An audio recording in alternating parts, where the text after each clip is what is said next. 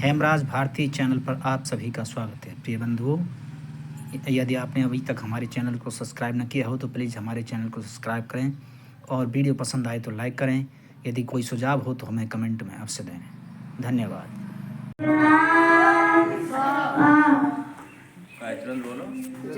सम्मना जाया पत्ते मधुवते वाचं वदत् शान्तिवान्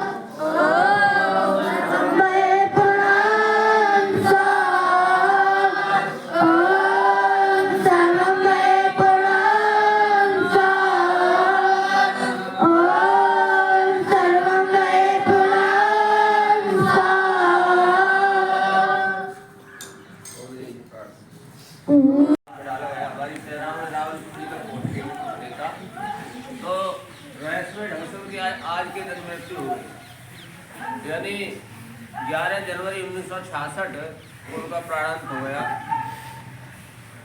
और कोई भी व्यक्ति ये पता नहीं चल सका तो उनकी मृत्यु कैसे हुई। आज भी उनका रहस्य बना हुआ है। सरकार ने थोड़ा प्रयास भी किया लेकिन चाहकर भी न उसे खोल पाए न बता पाए। तो जब उनकी अर्थी आई थी, सब आया था तो लीला पड़ गया था।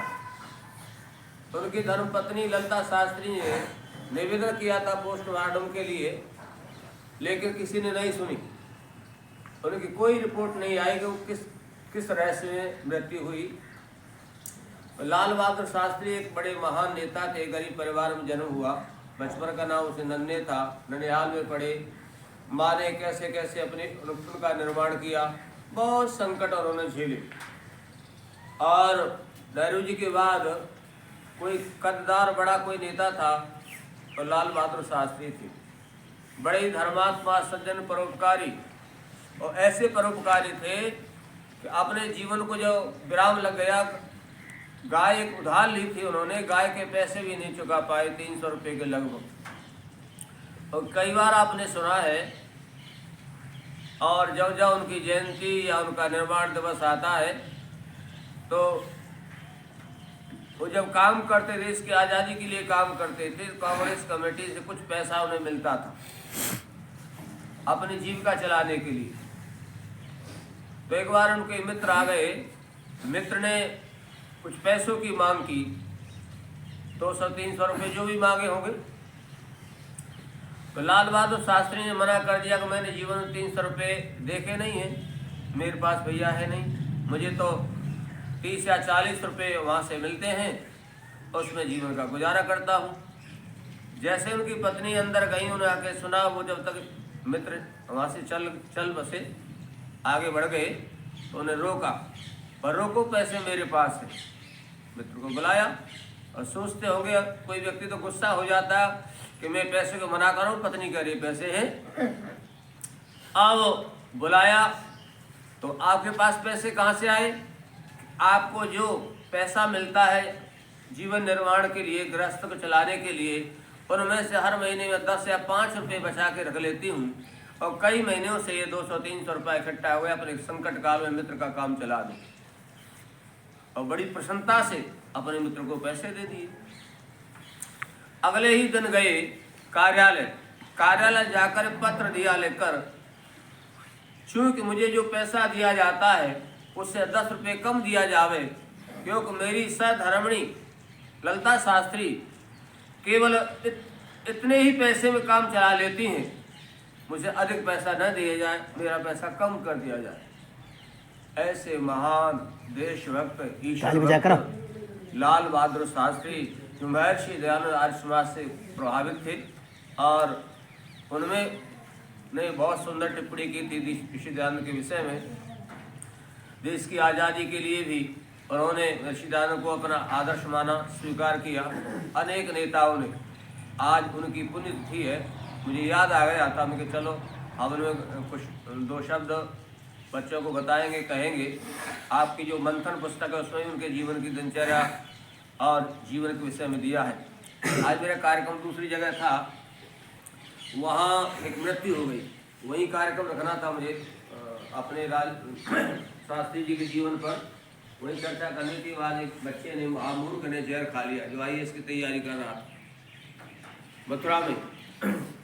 तो उसी कार्यक्रम में शिरकत हो गया। मुझे और भगत सिंह दोनों को जाना था।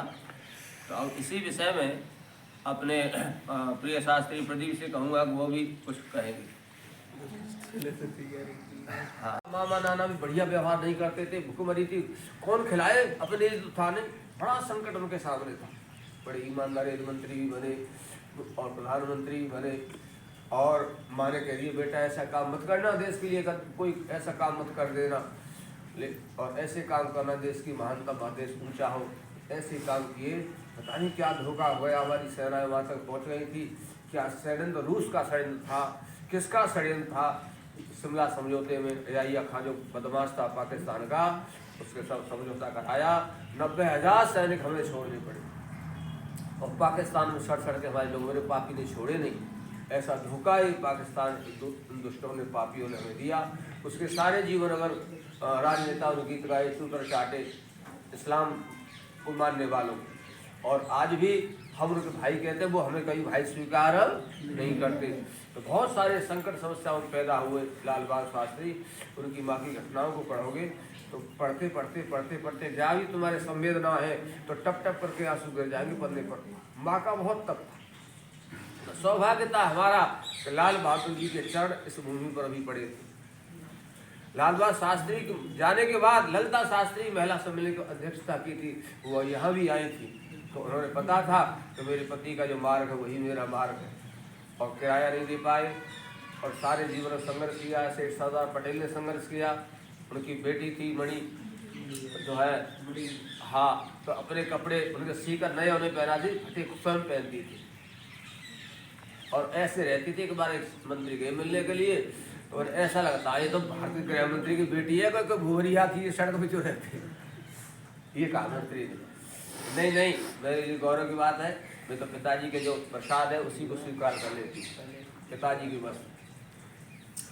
तो इसलिए पता नहीं है कौन तुम में से कौन प्रेरणा लेगा नहीं लेगा। तो मौज मस्ती वाले कहावत आ जाए तो आज कहावत लोग भी जहुआ कर लो। पुनर्दता घृता जानता संग में मही। महर्षि दयानंद जी महाराज की 200वीं जन्म जयंती के पावन अवसर पर अपने सतपाल जी, डॉक्टर साहब गौतम जी, उनकी धर्म पत्नी और हमारी सहधर्मी सरोज जी, तो हम ऋषि दयानंद महाराज का एक चित्र भेंट करके और क्या क्या उपकार ऋषि दयानंद जी महाराज के हैं, तो ये संकल्प लिया है कि हम 200 परिवारों में, 200 स्कूलों में शासन प्रशासन में ऋषि दयानंद का चित्र और सत्कार प्रकाश पहुँचाएंगे। इसी श्रृंखला में डॉक्टर साहब के घर आना हुआ और इसी मानसिकता से कि आज हम ये काम करेंगे, डॉक्टर साहब मिल जाए। तो सौभाग्य से दोनों ही हमें मिल गए। ईश्वर से हम दीर्घायु कामना करते हैं। डॉक्टर साहब हमारे हितैषी, हर प्रकार के सुख दुख में हमेशा बहुत सेवा की और करते रहे हैं। इसी के साथ आप सबका धन्यवाद। हेमराज भारती चैनल पर आप सभी का स्वागत है। प्रिय बंधुओं, यदि आपने अभी तक हमारे चैनल को सब्सक्राइब न किया हो तो प्लीज़ हमारे चैनल को सब्सक्राइब करें और वीडियो पसंद आए तो लाइक करें। यदि कोई सुझाव हो तो हमें कमेंट में अवश्य दें। धन्यवाद।